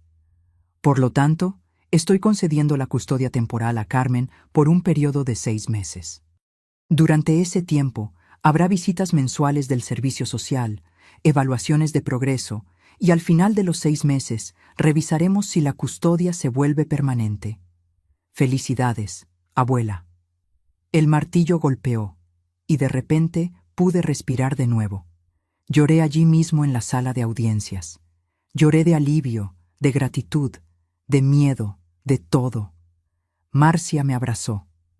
Lo logró, susurró. Va a poder llevarlo a casa. 3 días después, 6 semanas después de sacarlo del lago, llevé a Mateo a casa. Sofía me ayudó a abrocharlo en la silla de seguridad. Me explicó todo de nuevo: cómo sostenerlo, cómo alimentarlo, cómo notar señales de problemas. Estará bien, dijo, y estoy a solo una llamada si me necesita. Conduje a casa a 20 kilómetros por hora. Cada bache me aterrorizaba. Cada coche que pasaba lentamente por mi casa me ponía nerviosa, pero llegamos sanos y salvos. Entré en la casa con Mateo en mis brazos. Lo llevé a su habitación. Lo puse en la cuna. Se veía tan pequeño en ese espacio, tan vulnerable, pero estaba respirando. Estaba vivo. Estaba a salvo, por ahora. Las primeras semanas con Mateo en casa fueron las más difíciles de mi vida. Había olvidado lo agotador que es cuidar de un recién nacido. Las noches sin dormir, el llanto inexplicable, el pánico constante de que estaba haciendo algo mal. A los 30 había criado a Ricardo con energía juvenil. A los 63, cada noche sin dormir me dejaba destrozada. Pero también había momentos de pura magia. Cuando Mateo sostenía mi dedo con su manita, cuando dejaba de llorar al sonido de mi voz, cuando abría esos pequeños ojos oscuros, idénticos a los de Ricardo, y me miraba como si yo fuera su mundo entero. En esos momentos sabía que cada segundo de agotamiento valía la pena. Sofía venía 3 veces por semana. Me enseñó trucos que había olvidado. Cómo hacerlo eructar más fácilmente, cómo envolverlo firmemente para que durmiera mejor, cómo interpretar sus diferentes llantos. Se convirtió en más que una enfermera. Se convirtió en una amiga, una salvadora. Está haciendo un trabajo increíble, me decía siempre. Pero no me sentía increíble. Me sentía aterrorizada. Cada ruido extraño en la noche me hacía sobresaltar. Cada coche que pasaba lentamente por mi casa me ponía nerviosa. Silvana todavía andaba por ahí en algún lugar. Y aunque la policía decía que probablemente había huido del país, no podía quitarme la sensación de que estaba cerca, observando, esperando. Instalé cerraduras nuevas en todas las puertas, cámaras de seguridad en el porche, una alarma conectada directamente a la policía. Gasté otros 800 pesos que no tenía, pero la seguridad de Mateo no tenía precio. Una noche, 3 semanas después de traerlo a casa, encontré algo. Estaba organizando las cosas de Ricardo que había guardado en cajas, su ropa, sus libros, sus papeles. En el fondo de una caja encontré un diario, cuero marrón, desgastado. No sabía que Ricardo llevaba un diario. Lo abrí con manos temblorosas. Las primeras páginas eran de años atrás. Pensamientos sobre su trabajo, sobre sus amigos, nada importante. Pero luego llegué a las entradas del último año, el año en que conoció a Silvana. Conocí a alguien hoy, decía una entrada de hace 4 años. Se llama Silvana, es hermosa, inteligente, misteriosa. Hay algo en ella que no puedo descifrar. Me intriga. Seguí leyendo. Las entradas sobre Silvana se hicieron más y más frecuentes. Ricardo estaba enamorado, completamente cautivado. Pero también había dudas. A veces siento que realmente no la conozco. Nunca habla de su familia. Cuando pregunto, cambia de tema. Es como si su vida hubiera comenzado el día que nos conocimos. Otra entrada. Encontré a Silvana revisando mis extractos bancarios. Dijo que solo tenía curiosidad, pero algo se sintió mal. ¿Por qué miraría eso sin preguntar primero? Y luego la que me heló la sangre. Fechada 1 mes antes de su muerte. Silvana está embarazada. Encontré la prueba, pero cuando la confronté, se puso furiosa. Dijo que no quiere tenerlo, que arruinará su vida. ¿Cómo puede decir eso? Es nuestro hijo. Cambié mi testamento hoy. Todo irá al bebé. No confío en Silvana con el dinero. No después de ver cómo gasta. Los zapatos de 500 pesos, los bolsos de 1000 pesos. Siempre quiere más. Pero un bebé no es un accesorio. Es una vida. Y voy a protegerla a toda costa. Las lágrimas cayeron sobre las páginas, manchando la tinta. Ricardo lo sabía. Sabía que algo andaba mal con Silvana. Sabía que el dinero era lo único que le importaba y había tomado medidas para proteger a su hijo. medidas que le costaron la vida. La última entrada era del día en que murió. Silvana me amenazó hoy. Dijo que me arrepentiría de presionarla sobre el bebé. No sé lo que eso significa, pero me asusta. Voy a hablar con mi madre mañana, contarle todo. Tal vez ella pueda ayudarme a descubrir qué hacer. Solo sé que no puedo dejar que Silvana lastime a nuestro hijo. Lo protegeré siempre. Nunca tuvo la oportunidad de hablar conmigo. Murió esa noche. Y yo nunca supe que necesitaba ayuda, que estaba asustado, que había visto el peligro acercarse, pero no lo suficientemente rápido. Lo siento, susurré al diario. Lo siento mucho, mi amor. Debí haberme dado cuenta. Debí haber visto que algo andaba mal. Pero no podía cambiar el pasado. Solo podía proteger el futuro. Llevé el diario a Laura al día siguiente. Ella leyó todo. Su mandíbula se tensó con cada página. Esta es evidencia crucial, dijo. Muestra premeditación. Muestra motivo. Cuando encontremos a Silvana, esto la enterrará. ¿Cuándo la van a encontrar?, pregunté. Ya han pasado casi 2 meses. Estamos haciendo todo lo que podemos, pero es inteligente. Probablemente usó documentos falsos para salir del país. Podría estar en cualquier lugar. Pero 3 días después, todo cambió. Estaba alimentando a Mateo cuando sonó mi teléfono. Era un número desconocido. Normalmente no contestaría, pero algo me hizo hacerlo. «Hola», dije. Silencio. Respiración. Luego una voz que reconocí de inmediato. Carmen. Silvana. Mi sangre se congeló. Casi dejo caer a Mateo. Miré alrededor de la sala como si pudiera estar escondida en las sombras. «¿Dónde estás?», logré decir. «No importa dónde estoy. Lo que importa es que tengo algo que tú quieres. Y tú tienes algo que yo quiero. No tienes nada que yo quiera. Tengo la verdad sobre lo que realmente pasó con Ricardo, sobre por qué hice lo que hice. Apuesto a que quieres saber. Ya sé la verdad. Leí el diario de Ricardo. Sé que lo mataste por dinero. Sé que eres un monstruo. Una risa fría, sin humor. Un monstruo. Qué dramático. No sabes nada, Carmen. Ricardo no era el santo que crees que era. No te atrevas, rugí. No te atrevas a hablar mal de mi hijo. Está bien, vas a llamar a la policía. Adelante. Cuando rastreen esta llamada ya me habré ido. Uso teléfonos desechables. No soy estúpida. Mi mente estaba acelerada. Tenía que mantenerla hablando. Tenía que grabar esto de alguna manera. Puse el teléfono en altavoz. Tomé mi celular con la mano libre. Comencé a grabar. «¿Qué quieres, Silvana?» «Quiero a mi hijo». «¿Tu hijo?» «Intentaste ahogarlo». Fue un error. Un momento de locura. Tenía miedo. Estaba confundida. Acababa de dar a luz sola. No sabía lo que estaba haciendo. Pero estoy mejor ahora. Quiero a mi bebé de vuelta. Nunca. Primero muerta. Eso se puede arreglar, dijo con una calma escalofriante. Escucha con atención.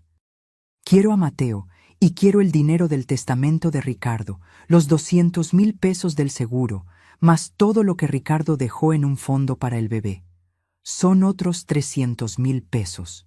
500,000 pesos.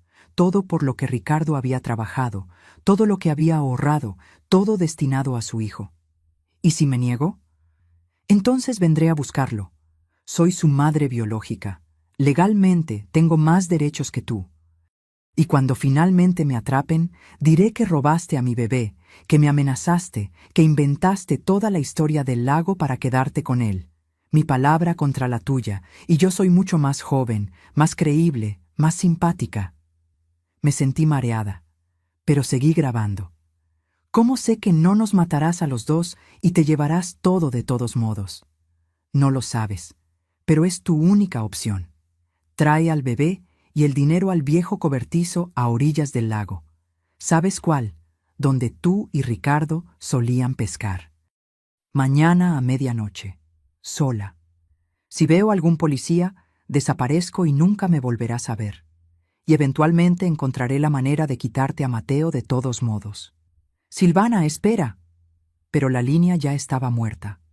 Me quedé allí temblando con Mateo en un brazo y el teléfono en el otro. Tenía la grabación. Tenía evidencia de que Silvana estaba viva, de que me había amenazado. Llamé a Laura de inmediato. Le envié el audio. Perfecto, dijo. Es exactamente lo que necesitábamos. Ahora vamos a tender una trampa. Usted va a esa reunión, pero estaremos allí, escondidos, esperando, y cuando ella aparezca, la atraparemos. ¿Y si algo sale mal? ¿Y si me ve con la policía y huye de nuevo? No nos verá, lo prometo. Tendré francotiradores posicionados, equipos en las sombras. No se escapará esta vez. ¿Y Mateo? Mateo se queda con Sofía, en un lugar seguro. No lo va a llevar, solo va a fingir que lo trajo. Asentí, aunque ella no podía verme. Un día más. Solo necesitaba sobrevivir un día más, y luego Silvana finalmente enfrentaría la justicia por Ricardo, por Mateo, por todo el dolor que había causado. No dormí esa noche. Me quedé despierta observando a Mateo dormir, memorizando cada detalle de su rostro por si acaso, por si algo salía mal, por si nunca más lo veía. Tu papá te amaba, le susurré. Y yo te amo. Y mañana vamos a asegurarnos de que estés a salvo para siempre. El día siguiente pasó en cámara lenta. Cada minuto se sintió como una hora. Cada hora una eternidad. A las 9 de la mañana, Sofía vino a buscar a Mateo. Empaqué su bolso como si fuera a estar fuera una semana, aunque esperaba tenerlo de vuelta en unas horas. Pañales, fórmula, ropa extra, su manta favorita. Mis manos temblaban mientras colocaba cada artículo en el bolso. Estará perfectamente bien conmigo, dijo Sofía, tomando a Mateo en sus brazos. Tengo su número. La policía tiene mi dirección. Nadie lo va a tocar. Lo prometo. La besé en la frente. Luego besé a Mateo. Su piel suave olía a loción de bebé y esperanza. Te amo, pequeñín, susurré. La abuela volverá pronto. Los observé irse. El coche de Sofía desapareció por la calle, y sentí como si un pedazo de mi alma se estuviera arrancando. Pero era necesario. Mateo tenía que estar lejos, seguro, solo en caso de que las cosas salieran mal. Laura llegó a las 2 de la tarde con otros 3 policías, 2 hombres y una mujer, todos de civil, todos armados. Convirtieron mi sala de estar en un centro de comando, con portátiles, radios, mapas de la zona alrededor del cobertizo. Vamos a repasar el plan de nuevo, dijo Laura, extendiendo un mapa en mi mesa de comedor. El cobertizo está aquí, abandonado hace 5 años. Tiene 3 entradas, principal, lateral y trasera. Tendremos equipos cubriendo las 3. Señaló ubicaciones en el mapa con un marcador rojo. Francotiradores aquí y aquí, en los tejados de los edificios adyacentes. Tendrán una vista clara del interior a través de las ventanas rotas.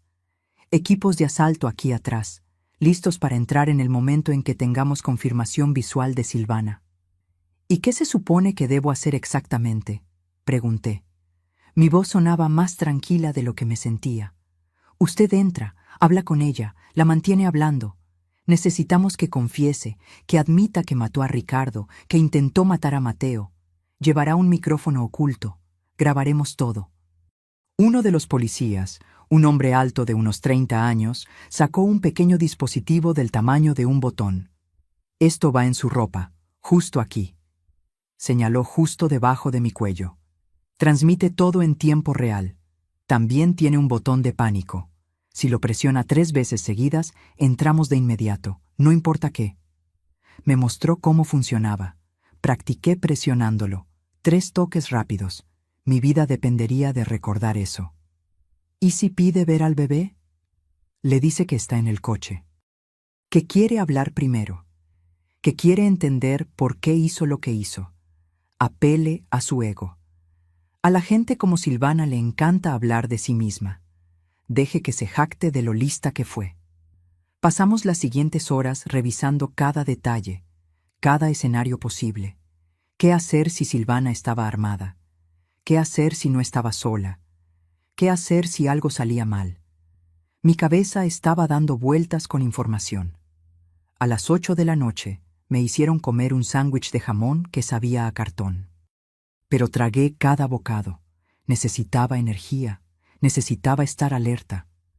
A las 10 de la noche me pusieron el micrófono. Probaron el audio repetidamente. Me hicieron decir frases, contar hasta 10, gritar, susurrar, asegurándose de que todo funcionara perfectamente. Recuerde, dijo Laura, mirándome a los ojos.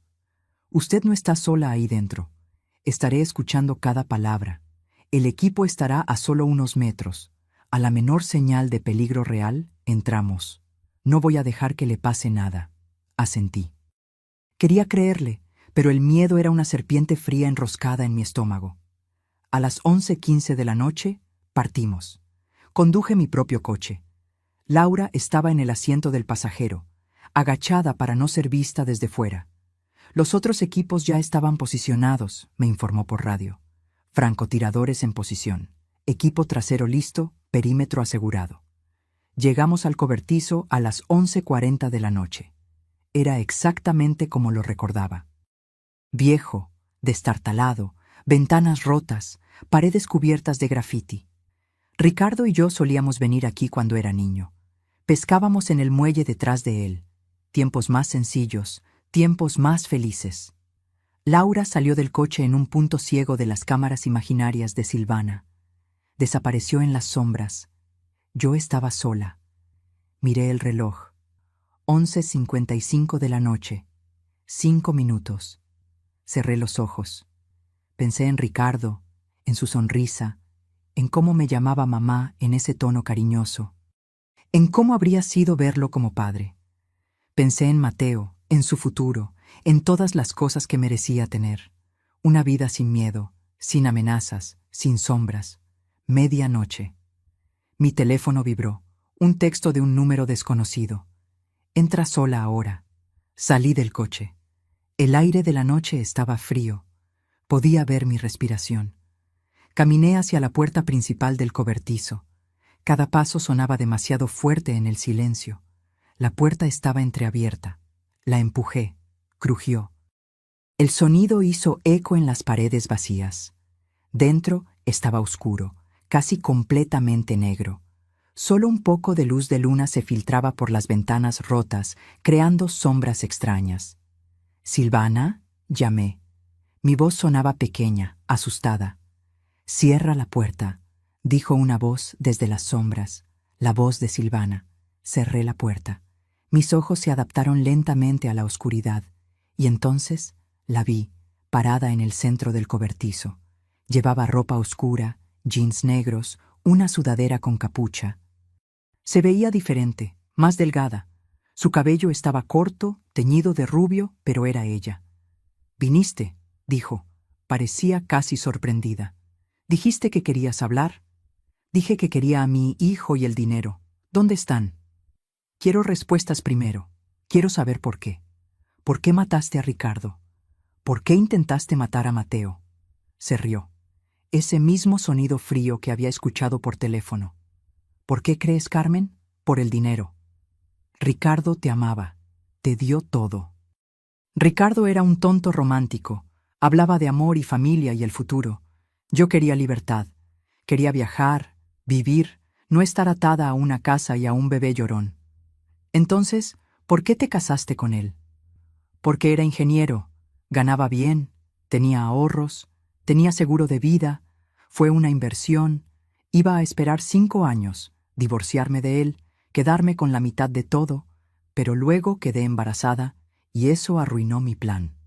Sus palabras eran veneno. Cada una me quemaba. «Le dijiste que no querías al bebé». Claro que no quería, pero Ricardo se puso imposible. Cambió su testamento, todo para el bebé. Así que tuve que adaptarme. Si Ricardo moría mientras yo estaba embarazada, yo recibiría el seguro, pero el bebé heredaría el resto. Entonces la solución era simple: matar a Ricardo, tener al bebé, matarlo también, quedarme con todo. Estaba confesando. Todo. Cada palabra grabada, transmitida. La policía estaba escuchando, pero necesitaba más. «Contrataste a Carlos para sabotear los frenos. 2,000 pesos, una ganga, considerando que gané 200,000 pesos del seguro, la mejor inversión de mi vida. ¿Y el bebé, tu propio hijo? Era un obstáculo, nada más. Di a luz sola en una cabaña que alquilé con dinero en efectivo. Nadie sabía que estaba embarazada. Usé ropa holgada, evité a la gente. Cuando nació, pensé en simplemente abandonarlo en algún lugar. Pero luego recordé el lago donde tú y Ricardo solían ir. Parecía poético terminar todo donde su pequeña tradición familiar comenzó. Me sentí enferma. Sentí rabia. Sentí todo el odio del mundo concentrado en la mujer parada frente a mí. Pero fallaste.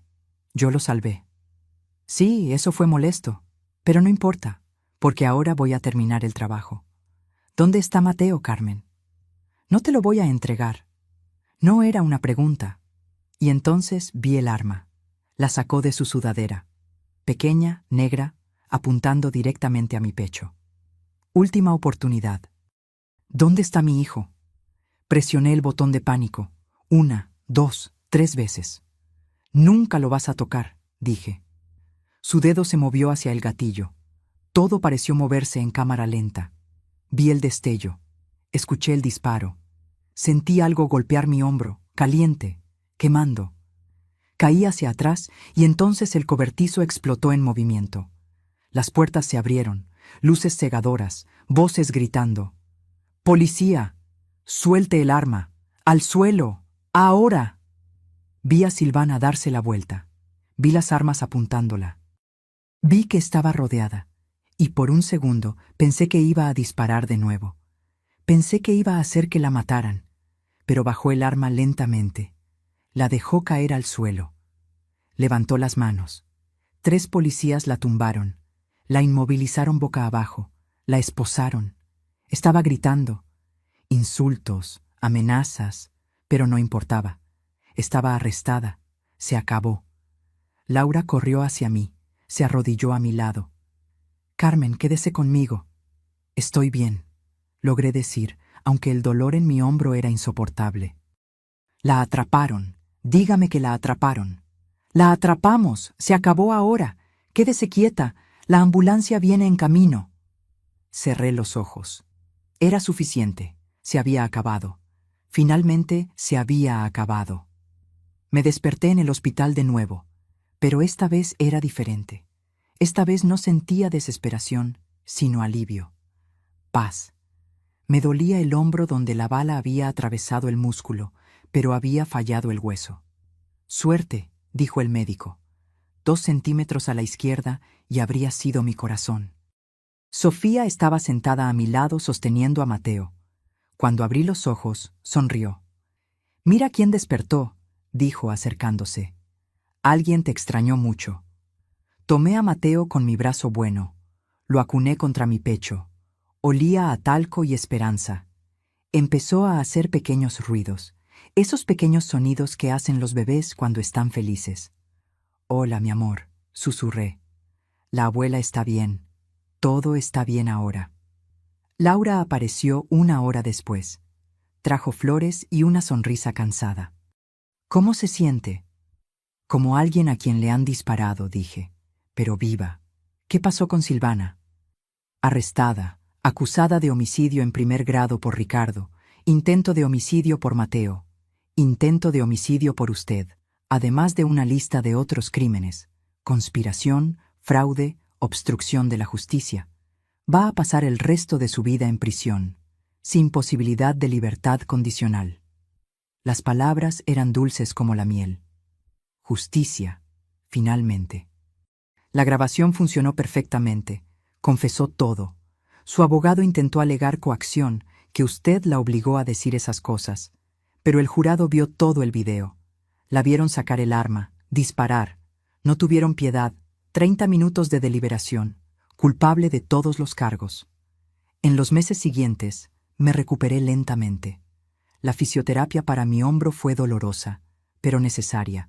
Sofía siguió viniendo para ayudar con Mateo cuando no podía levantarlo con mi brazo herido. El padre Tomás traía comida. Vecinos que apenas conocía aparecían con platos de comida y palabras amables. Es una heroína, decía la señora de la casa de abajo. Lo que hizo por ese bebé, arriesgar su vida de esa manera. Pero no me sentía una heroína. Solo me sentía como una abuela haciendo lo que cualquier abuela haría, protegiendo a los suyos. 2 meses después de la captura de Silvana, tuve otra audiencia con la jueza. Esta vez fue diferente. Esta vez, la jueza estaba sonriendo mientras revisaba los documentos. «Señora Carmen», dijo, «he revisado todos los informes de los últimos 6 meses, las visitas del servicio social, las evaluaciones médicas de Mateo, los informes de progreso, y debo decir que estoy impresionada». Mi corazón latía rápido. Mateo está prosperando bajo su cuidado. Está alcanzando todos los hitos del desarrollo. Está sano, feliz, amado, y usted ha demostrado ser más que capaz a pesar de los desafíos. Gracias, señoría. Por lo tanto, estoy concediendo la custodia total y permanente de Mateo a Carmen, con efecto inmediato.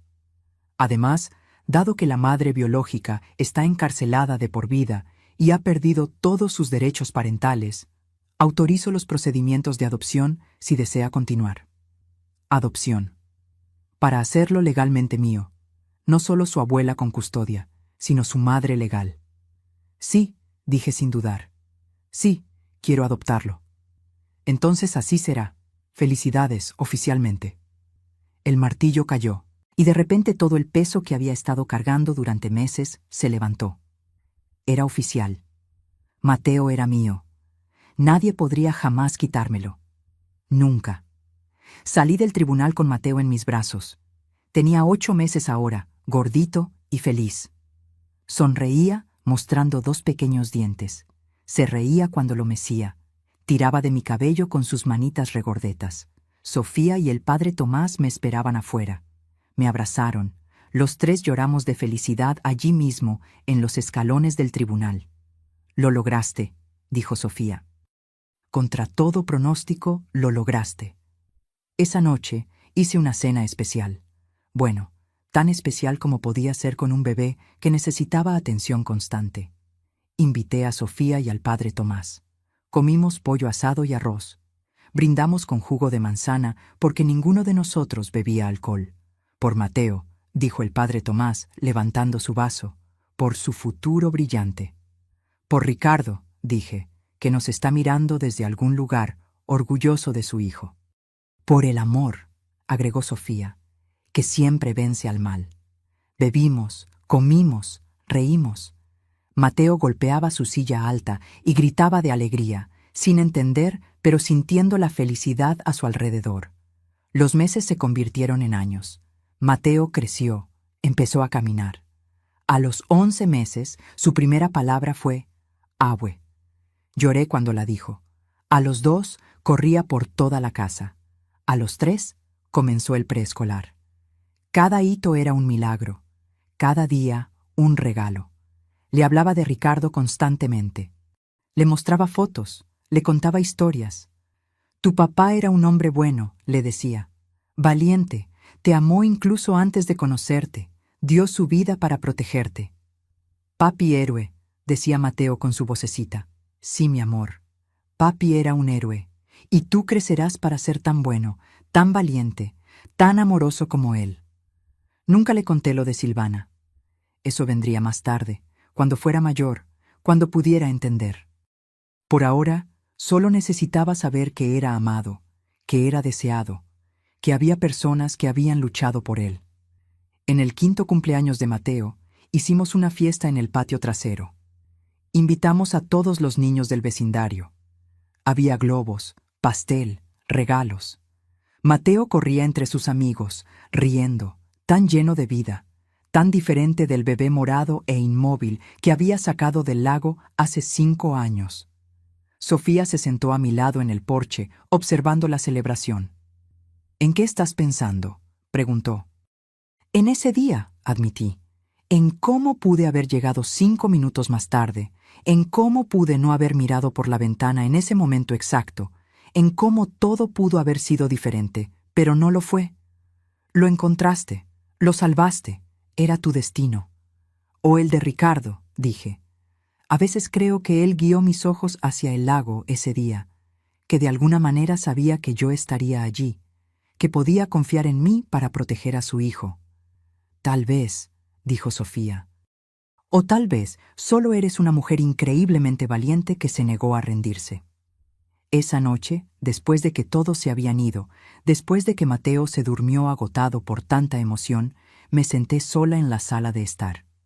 Miré las fotos en la pared. Ricardo de bebé, Ricardo en su graduación, Ricardo el día de su boda, y junto a esas fotos, nuevas. Mateo recién nacido en el hospital, Mateo dando sus primeros pasos, Mateo en su primer día de escuela. 2 generaciones conectadas por el amor, separadas por la tragedia, unidas por la supervivencia. Lo hicimos, Ricardo, susurré a su foto. Tu hijo está a salvo, está feliz, está creciendo fuerte y bueno, justo como querías. Y aunque sabía que no podía responder, sentí algo, un calor, una paz, como si estuviera allí, orgulloso, agradecido, en paz. Tal vez tú habrías renunciado si hubieras estado en mi lugar. Tal vez habrías pensado que eras demasiado viejo, demasiado cansado, demasiado roto. O tal vez habrías hecho exactamente lo mismo, porque eso es lo que hace el amor. Te hace más fuerte de lo que jamás imaginaste posible. Te hace luchar cuando todo parece perdido. Te hace encontrar esperanza en la oscuridad más profunda. No sé lo que depara el futuro. Sé que habrá desafíos, sé que habrá días difíciles, sé que criar a un niño a mi edad no será fácil, pero también sé que cada día con Mateo es un regalo. Cada sonrisa, cada abrazo, cada te amo, abue. Cuando lo miro durmiendo pacíficamente en su habitación, la habitación que una vez fue de su padre, veo no solo al niño, sino la promesa que le hice a mi hijo, la promesa que me hice a mí misma ese terrible día a la orilla del lago, la promesa de proteger, de amar, de nunca rendirme. Algunos dicen que fue suerte que yo estuviera mirando por la ventana en ese momento exacto. Otros dicen que fue el destino. Tal vez fue un poco de ambos. Tal vez fue Ricardo, guiándome desde algún lugar más allá de nuestra comprensión. Lo que sé con certeza es que cuando vi esa maleta hundiéndose en el lago, cuando escuché ese sonido débil proveniente de su interior, cuando sentí el pequeño corazón de Mateo luchando por seguir latiendo contra mi pecho, supe que nada sería como antes. ¿Y sabes qué? Estoy agradecida por ello. Estoy agradecida por el niño que duerme bajo mi techo. Estoy agradecida por la oportunidad de ver los ojos de Ricardo de nuevo, de escuchar su risa resonando en las paredes de esta vieja casa. Estoy agradecida por la oportunidad de amar de nuevo, de tener un propósito, de sentir que, a pesar de todo lo que perdí, también gané algo precioso. La tragedia nos encuentra a todos, tarde o temprano. Llama a nuestra puerta cuando menos lo esperamos. Nos arrebata a las personas que amamos, los sueños que acariciamos, la seguridad que damos por sentada. ¿Pero qué hacemos después? Esa es la pregunta que define quiénes somos. Pude haberme rendido al luto cuando Ricardo murió. Pude haberme encogido de miedo cuando vi a Silvana tirar la maleta al lago. Pude haber dicho que era demasiado vieja, demasiado débil, demasiado rota para ser madre de nuevo. En cambio, elegí luchar. Elegí amar. Elegí creer que, incluso en las cenizas de la pérdida más profunda, algo nuevo puede crecer. Y creció. Su nombre es Mateo. Hoy tiene 5 años. Mañana tendrá 6. Y algún día tendrá 20, 30, 40. Un hombre completo con sus propios sueños, sus propios amores, tal vez sus propios hijos. No sé si estaré aquí para verlo todo. Probablemente no lo esté. Pero sé que planté las semillas. Sé que le di raíces fuertes y alas para volar. Sé que le conté sobre su padre, sobre el amor que Ricardo le tenía incluso antes de nacer, sobre la valentía que le tomó defenderlo. Y eso tendrá que ser suficiente. Algunas noches, como esta, después de que la casa se queda en silencio y solo queda el tic-tac del viejo reloj en la pared, pienso en la mujer que era antes de ese día a la orilla del lago. La mujer rota por el luto, viviendo en los fantasmas del pasado, dejando que los días pasaran sin propósito ni esperanza. Apenas la reconozco ahora. Porque la mujer que soy hoy, la mujer que persigue a un niño de 5 años por el patio, que pega dibujos de palitos en el refrigerador, que besa raspones y espanta monstruos debajo de la cama, esa mujer es más fuerte de lo que jamás imaginé ser. Y todo comenzó con una elección. La elección de correr hacia el lago en lugar de huir de él. La elección de abrir esa maleta mojada incluso cuando mi corazón gritaba de miedo por lo que podría encontrar. La elección de luchar por el futuro cuando el pasado se sentía demasiado pesado para cargar. No fue una elección fácil. No fue un viaje fácil. Hubo días en que me dolía tanto la espalda de cargar un bebé que apenas podía mantenerme en pie. Hubo noches en que el llanto incesante me dejaba al borde de las lágrimas. Hubo momentos en que me pregunté si había cometido un error, si estaba siendo egoísta al pensar que podía ser madre de nuevo a mi edad. Pero luego Mateo me sonreía. Decía «abue» con esa voz dulce. Se dormía en mis brazos, confiando en que lo mantendría a salvo. Y yo sabía, en lo más profundo de mi ser, que no había cometido un error. Había hecho exactamente lo que se suponía que debía hacer. Laura y Sofía siguen siendo parte de nuestras vidas. Laura pasa de vez en cuando, trayendo regalos para Mateo, verificando cómo estamos. Sofía se ha convertido en casi una tía para él. Lo lleva al parque los domingos, le enseña sobre pájaros y árboles, le da ese amor extra que todo niño merece. El padre Tomás bendice nuestra casa cada Navidad. Me dice que Mateo es la prueba viviente de que Dios obra de maneras misteriosas, transformando la tragedia en triunfo, el dolor en propósito. ¿Y Silvana? Está cumpliendo su cadena perpetua, sin posibilidad de libertad condicional. Nunca más podrá hacerle daño a Mateo ni a nadie más. A veces me pregunto si piensa en él, si se arrepiente, si alguna chispa de amor maternal existió alguna vez en ese corazón frío. Pero luego recuerdo la mirada en su rostro cuando arrojó la maleta al lago y sé la respuesta. Algunas personas son incapaces de amar. Silvana era una de ellas. Solo le importaba el dinero, la libertad, sus propios deseos. Vio a Mateo como un obstáculo, no como el milagro que es, su pérdida, mi ganancia. Porque todas las mañanas me despierto con el sonido de piececitos corriendo por el pasillo. La puerta de mi habitación se abre y Mateo salta a mi cama, su cabello oscuro despeinado, sus ojos, los ojos de Ricardo, brillando con la promesa de un nuevo día. «Buenos días, abue», grita, arrojando sus bracitos alrededor de mí. Y en ese momento, todo el dolor, toda la lucha, todo el sacrificio vale la pena. En ese momento, sé que lo haría todo de nuevo. Enfrentaría a Silvana, recibiría un disparo, lucharía contra todo el sistema, solo para tener a este niño en mi vida. Cuando la gente escucha nuestra historia, suelen decir que soy increíble, valiente, extraordinaria. Pero no me siento así. Me siento solo como una abuela que hizo lo que cualquier abuela haría, proteger a su nieto a cualquier costo. El verdadero héroe de esta historia es Ricardo, que vio a través del encanto de Silvana, que cambió su testamento para proteger a su hijo por nacer, que estuvo dispuesto a enfrentar una batalla de custodia para mantenerlo a salvo. Ricardo, que pagó el precio máximo por su amor. Y el verdadero milagro es Mateo, que sobrevivió contra todo pronóstico, que luchó por cada respiración en esas primeras horas críticas, que trajo la luz de vuelta a esta casa que una vez estuvo oscura con el luto. En cuanto a mí, solo soy el puente entre padre e hijo, la guardiana de sus recuerdos, la protectora de su futuro. Y es suficiente, es más que suficiente. Ahora, si te gustó esta historia, haz clic en suscribirte y dime en los comentarios qué parte te dejó boquiabierto. Y no olvides unirte como miembro para tener acceso a videos exclusivos que no subo aquí. Te espero allí.